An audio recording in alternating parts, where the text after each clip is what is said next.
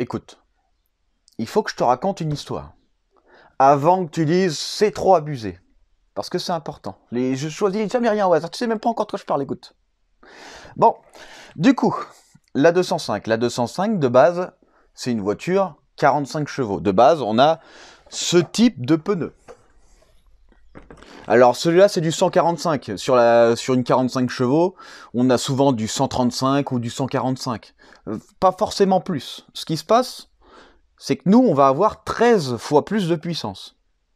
Est-ce qu'ils vont être 13 fois plus gros? Bah écoute, je te montre un petit peu ce qu'on a choisi parce que...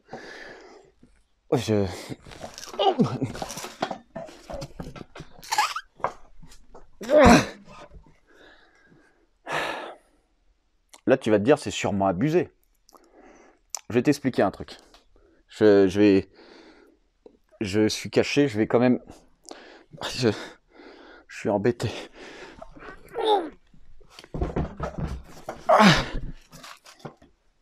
Donc toi, tu t'en vas? Bon, toi, tu t'en vas, t'es léger.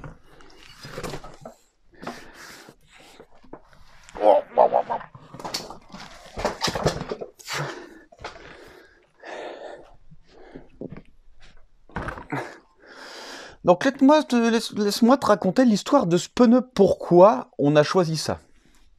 Déjà, une chose importante que je voulais, absolument, c'était garder une hauteur de gomme, donc un périmètre de roue identique à l'origine. Regarde, tu vois?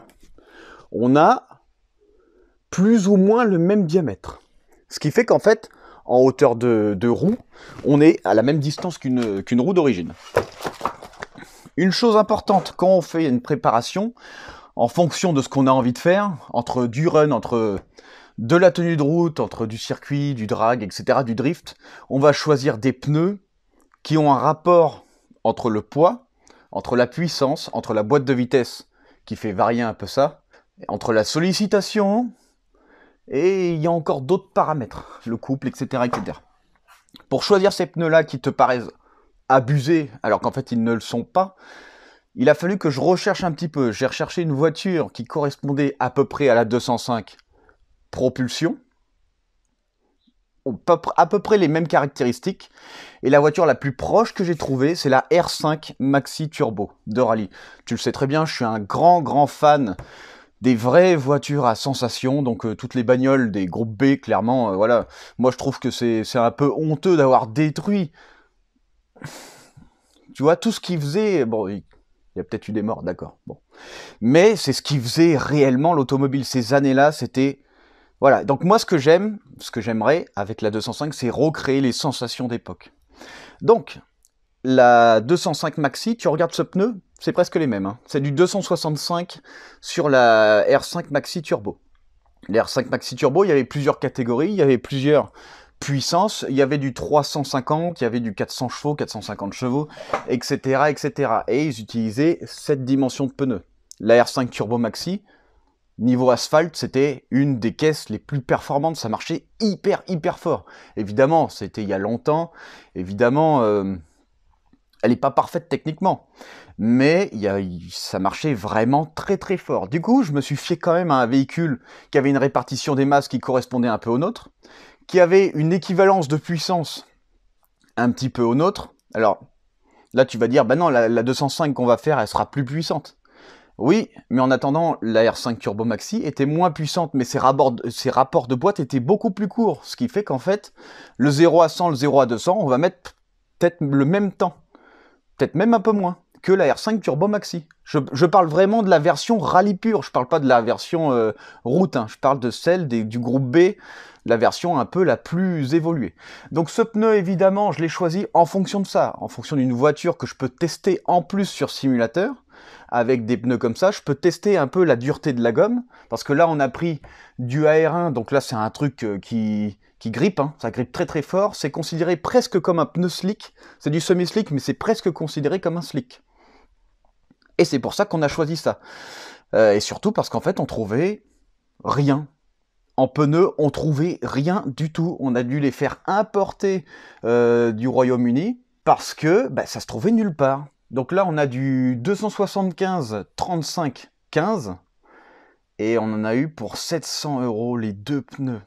Donc ça, ce sont pour les pneus, évidemment, là où il y a la puissance, donc ce sont pour les pneus arrière. Les pneus avant sont un peu moins larges, c'est du 245 à l'avant.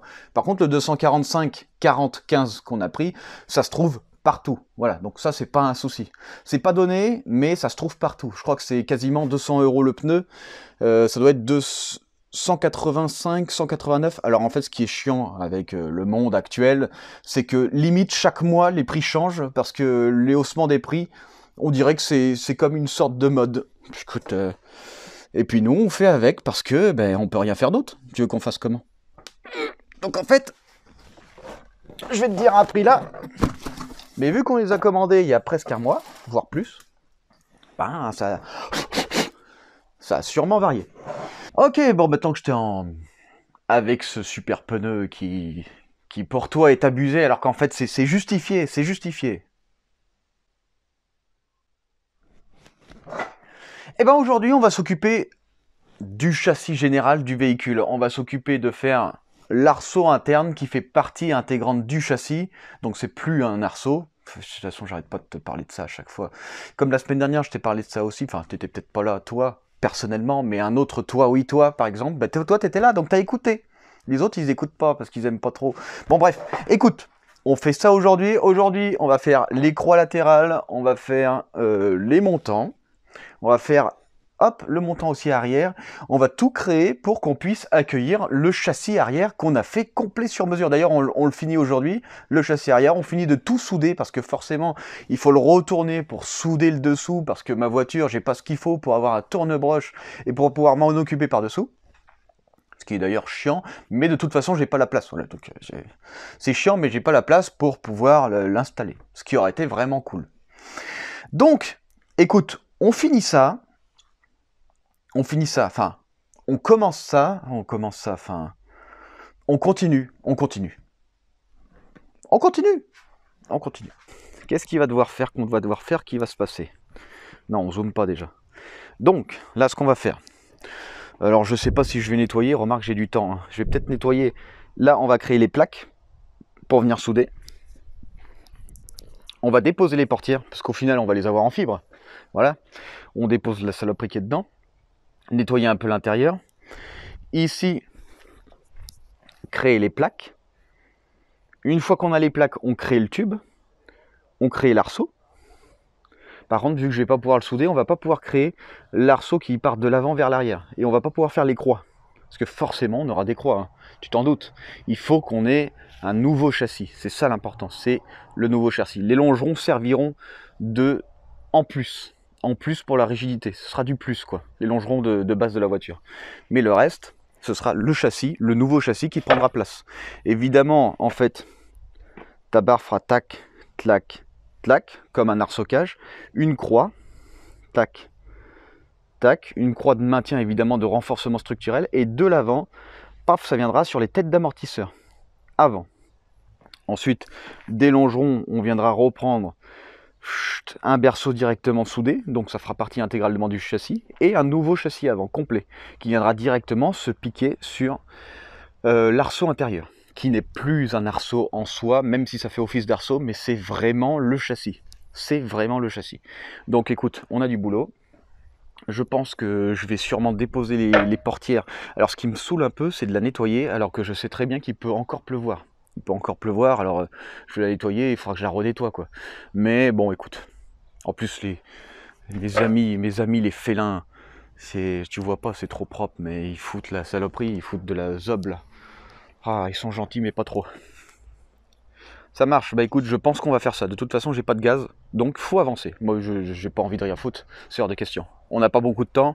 J'essaye de faire pour fin mars, finir tout ce qui est mécanique. Fin mars. Ce serait vraiment le feu. J'espère que la voiture sera finie d'ici là. Si je me bouge bien sévèrement le fion, ça devrait le faire. Mais j'y crois.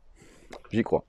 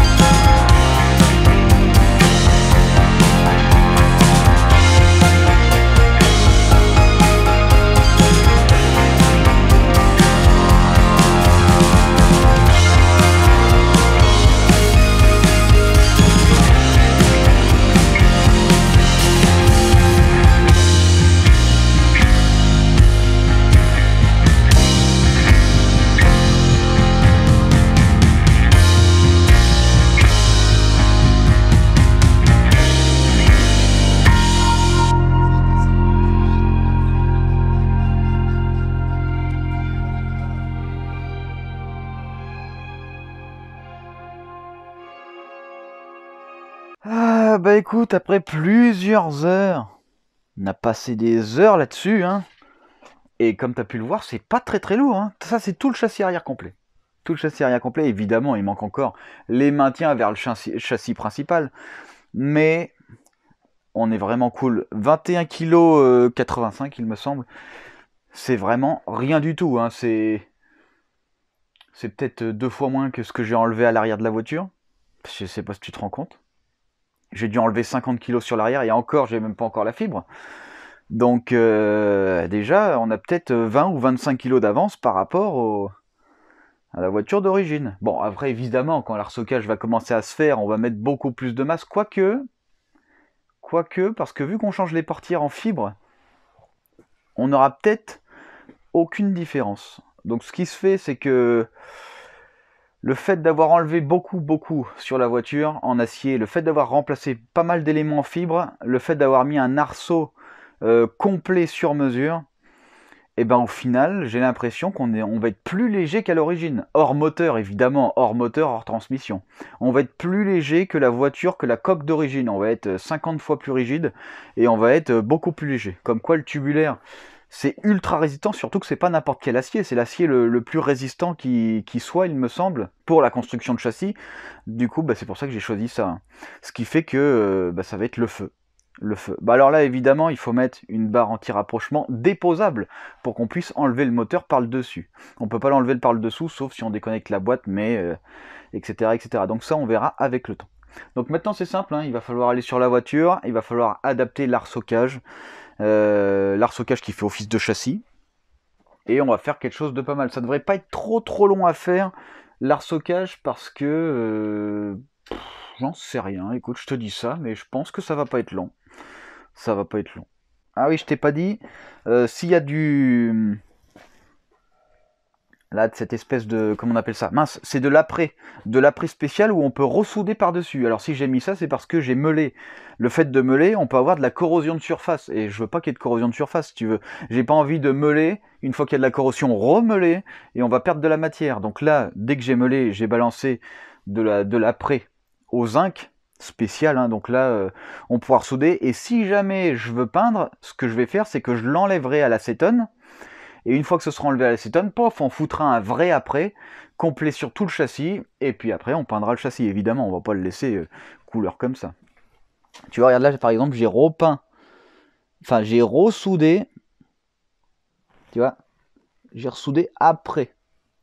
Donc comme quoi, tu vois, ça se redoute super bien. Tu vois, je repasse au TIG. Alors moi j'ai une technique, est-ce que c'est la meilleure? Je sais pas, je soude au MIG. Quand il y a des gros défauts, quand il y a des gros boudins, je viens avec le TIG lisser tout ça. Je viens lisser pour bien que la matière soit égalisée partout. Ce qui fait qu'en fait, plutôt que d'avoir des boudins assez balèzes, voilà, parce que j'ai fait des erreurs techniques, et ben là, en fait, je viens relisser, ce qui fait que la matière, comme on peut le voir, comme on a vu là, ici, c'est retigué derrière, ce qui fait que je viens essayer, hop, de faire réaccrocher toute la matière complète. Plutôt que d'avoir juste un trait de soudure. Regarde par exemple, ici, bon là c'est bien fait. Tu vois, on a un trait comme ça. Mais des fois, c'est un trait, mais qui déborde. Ce qui fait que c'est pas terrible, en plus ça soude pas très bien. C'est pas... si, oui. Mais derrière, hop, je repasse le TIG, ce qui fait que ça lisse complètement. Ça le lisse complètement. Mais là, honnêtement, on n'est pas trop mal. Non, on est bien. C'est cool. Il faut continuer, hein. Écoute, on va pas rester sur ce truc-là pendant des heures. Il faudra reboucher aussi les trous des tubes. On les rebouchera, mais ça on verra plus tard. Et évidemment, une chose importante, il faut que la voiture soit tirable. Donc, une fois qu'on l'aura mis sur le châssis, par-dessous le pare-choc, on fera un maintien qui fait que la voiture, on pourra la tirer du gravier, si on va dans le gravier par exemple. C'est important. Tout ça, écoute, je te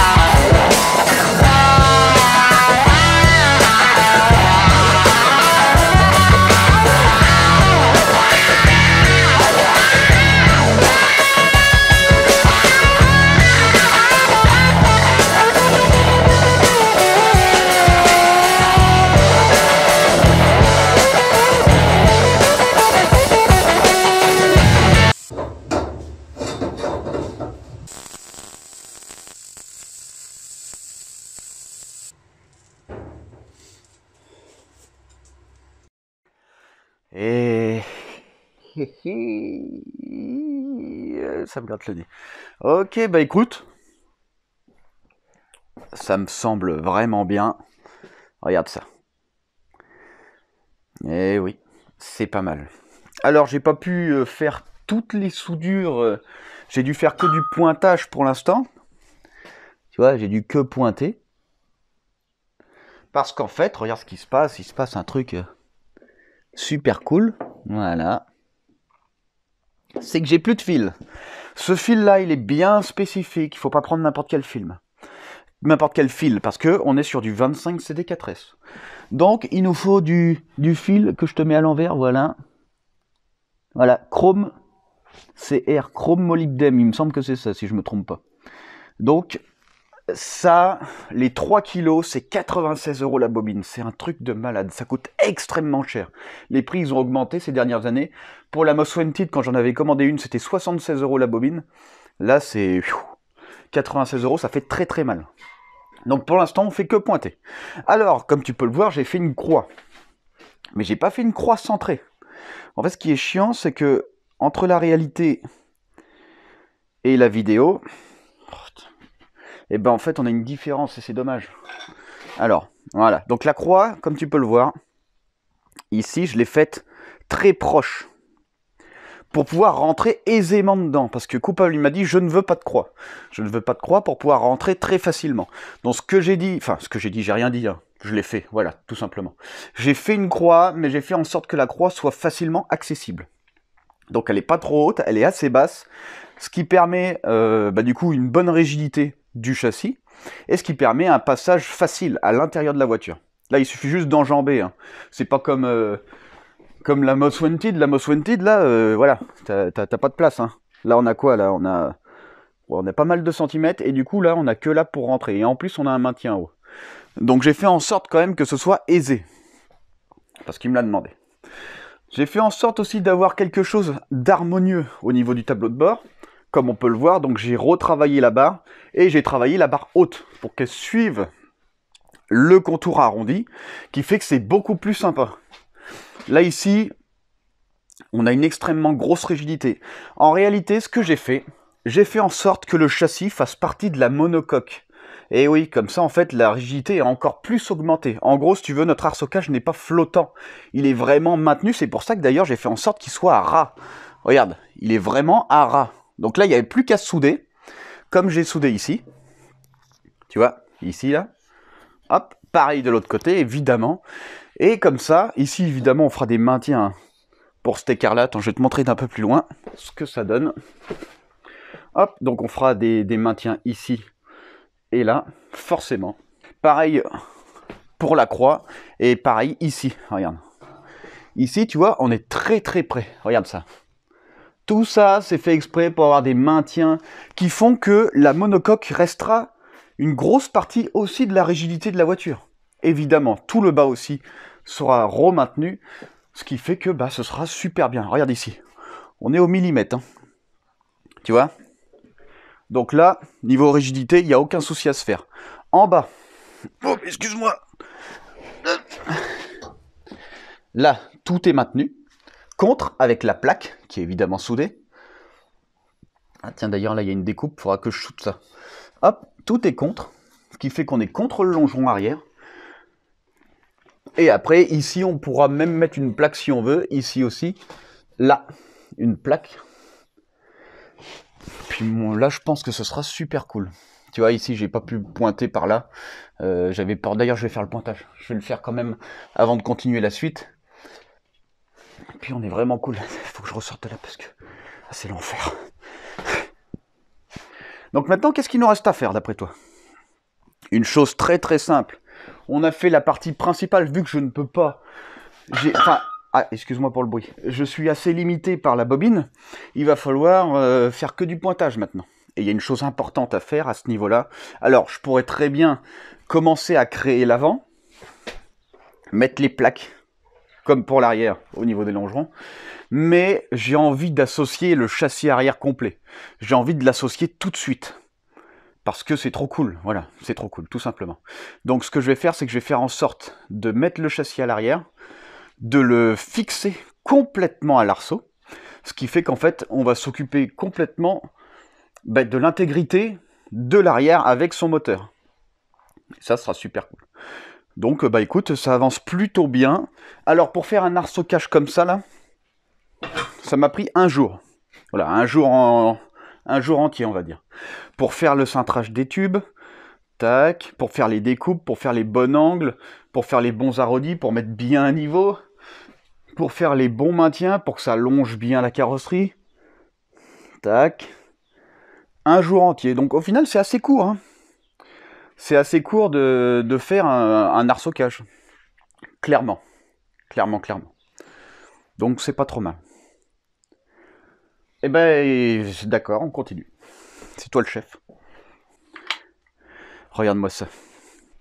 Va falloir intégrer ça quand même. Mais oui. Bon, je pense qu'on est déjà assez loin dans le temps pour dire qu'on va arrêter là. On va en arrêter là pour le châssis. Donc là, on est vraiment pas mal. On a fait, on va dire, les bases. Alors, c'est pas très long à faire, comme je te l'ai dit en vidéo. Écoute, on est pas mal, ça avance très très bien. En temps réel, on est bien. D'ailleurs, Coupable, comme tu as pu le remarquer, m'a amené les pneus. On a vu ensemble 2-3 détails. Et forcément, vu que j'avais pas les jantes, j'ai pas pu faire des essais sur les triangles. Donc, j'ai dû imaginer des triangles en fonction d'autres jantes. Mais comme tu le connais, si toi tu t'y connais un petit peu en jantes, en fait, il y a un truc qui s'appelle les déports. T'as ta jante, si tu veux, là où tu viens visser, l'emplacement du moyeu, et en fait ta jante elle est plus ou moins décalée par rapport à l'essieu. Ce qui fait qu'en fait j'ai pris un essai sur une jante de BMW, alors que nous on a des jantes de Golf. Lui il a rajouté un peu de déport interne, ce que j'avais pris en compte, mais pas suffisamment par rapport à la jante, parce que les déports internes d'origine de base ne sont pas les mêmes. Donc, suite à ça, je modifierai l'emplacement de l'amortisseur, c'est pas un souci puisqu'il est juste pointé. C'est la seule chose qui est pas 100% 100% soudé. Donc, c'est modifiable. Un autre truc rigolo, là c'est de ma faute à 1 milliard de pourcents. Sur la 205, pour énormément de raisons, j'ai dû placer la crémaillère pas contre l'habitacle, tu vois, mais devant le véhicule, ce qui fait que mes roues, plutôt que d'être dirigées ici, là t'as le véhicule, là t'es... J'ai pas un véhicule en photo... Non. Donc ton véhicule, t'as l'avant ici, t'as tes fusées, et ici, t'as ta biellette de direction, qui fait que ça tourne comme ça. Ta direction, du coup, elle est contre l'habitacle. Elle est contre l'habitacle. Sauf que moi, ce que j'ai voulu faire pour que ce soit le mieux possible sur ce véhicule, c'est mettre la crémaillère devant. Elle est devant les essieux, ce qui fait qu'en fait, j'ai inversé complètement la direction. Quand tu tournes à droite, tu vas à gauche. Quand tu tournes à gauche, tu vas à droite. Donc forcément, il y a un gros souci. Donc, évidemment, il va falloir que, j'ai déjà commandé une crémaillère adaptée à l'autre sens. Il suffira juste de réinstaller l'ensemble. C'est vraiment très très simple et très rapide. Tout est fait sur mesure, donc ça va aller très très vite. En moins d'une demi-journée, ce sera fait. Donc, c'est pas un souci majeur, si tu veux. Il faudra juste refaire la transmission qui vient à la crémaillère, donc refaire l'adaptation parce que ce sera plus une crémaillère de 205, ce sera une crémaillère d'un autre véhicule, et évidemment refaire l'emplacement en soi de la crémaillère. Et après, on ajustera les rotulages de crémaillère pour qu'elles correspondent aux fusées. Donc il y a quand même beaucoup de travail. Mais en fait, si j'avais pas testé, j'y aurais pas pensé. Il y a des trucs qui sont complètement bêtes, des fois qu'on pense pas. Mais heureusement, dans notre cas, on a un véhicule 100% sur mesure, qui fait qu'en fait, tout est 100% réadaptable. 100%. Admettons, les triangles arrière, ça va pas du tout. Je peux tout détruire et tout reconstruire. Je peux tout refaire. Tout. Et ça, c'est un gros avantage. Alors, le problème, c'est que quand t'as pas toutes les pièces, comme moi, j'ai eu le cas, donc j'avais pas les roues, donc j'ai pas pu faire directement en fonction des roues, ce qui fait que j'aurai une micro-modification à faire, ça durera même pas 2 heures, la modification, donc tu vois, comme quoi, on n'est pas de temps perdant que ça. Cette micro-modification qui fait qu'on va pouvoir réinstaller les pneus. Et en plus de ça, lui, il va faire un peu plus de déport externe de la roue et un peu moins de déport interne. Parce que forcément, on a mis du 10 pouces. Hein. Pour des pneus comme ça, il nous faut du 10 pouces. Donc, les jantes, il faut les élargir à mort. Hein. On les a élargis de 4 pouces en tout. Donc 4 pouces, ça fait 10 cm. Ça va faire ça. Tu vois, une jante élargie de ça, ça fait quand même beaucoup. Donc 2. 2 internes, 2 externes. Si ça se trouve, tu comprends pas. En gros, si tu veux, ça avance bien. On règle les derniers détails. J'espère respecter pour mi-avril tout ça. Donc, écoute, là en ce moment, le jour J, réservoir et réservoir tampon sont installés. Le circuit carburant, il va quasiment être fait, là je te parle, mais si ça se trouve, je suis déjà dessus. Le système de freinage, maintenant qu'il m'a ramené les étriers, donc ça c'est cool, je vais pouvoir finir l'emplacement complet pour le système de freinage. Le mieux, c'est de tout avoir tout le temps, en instant T, pour tout faire. Ensuite, il faut tout enlever, tout peindre, et après tout réinstaller, c'est l'enfer de Zeus. Voilà, je te le dis. Alors, côté coupable, parce qu'il y en a qui posent la question, mais qu'est-ce que fait coupable? Alors, il attend des pièces, il va faire le moteur très prochainement. Pour fin mars, il m'a dit qu'il aurait le moteur, donc à mon avis, ça va pas tarder à travailler de son côté. Tout dépendra de l'arrivée des pièces, parce qu'il y a des pièces en fait qui mettent énormément de temps. Un exemple très simple, les sièges on les a commandés il y a 40 jours. La livraison c'est à peu près 60 jours, donc tu vois, j'aurai pas les sièges tout de suite. Pourtant, j'ai besoin de faire les emplacements. Pareil, tous les éléments en fibre, ça met plusieurs semaines à partir du moment du jour où on les commande. Donc forcément, je suis obligé de m'adapter avant d'avoir les éléments. Donc des fois, je prends de l'avance, mais des fois, il faut remodifier légèrement. Alors là, tu vas me dire, bah, pourquoi t'attends pas les pièces? Parce que l'heure tourne, l'heure tourne. Là, ça veut dire que j'ai les jantes aujourd'hui, tu es en train de me dire qu'il n'aurait pas fallu que je commence le châssis du tout. Donc tu vois, il faut avancer, et dans le pire des cas, il faut faire en sorte de pouvoir remodifier, mais les modifications sont infimes. Sur les roues, par rapport aux roues, c'est infime. Donc, on n'est pas trop mal. La crémaillance, c'est 100% de moi, donc là, je suis pas innocent sur ce coup-là, tu vois. Donc, écoute, ça avance, je fais en sorte que, coupable fait en sorte que, on est bien, on est bon, on n'a pas de retard, de l'avance, on verra ça, peinture et tout, ce sera fait ici, normalement, s'il n'y a pas de souci, tout ce qui est carrosserie, ce sera fait ici, tout ce qui est, je pense, gestion électronique, gestion sur mesure, on verra tout le système électrique. Alors je ferai pas l'installation des phares, je ferai pas l'installation des clignotants, des machins, je laisserai coupable le faire parce que j'aime pas ça. J'aime pas. Pas du tout, non. Système électrique, j'aime pas. Bah, la peinture, j'aime pas non plus, mais ça, je vais le faire parce que j'ai de la place. Donc, mais écoute, moi, je m'en vais parce que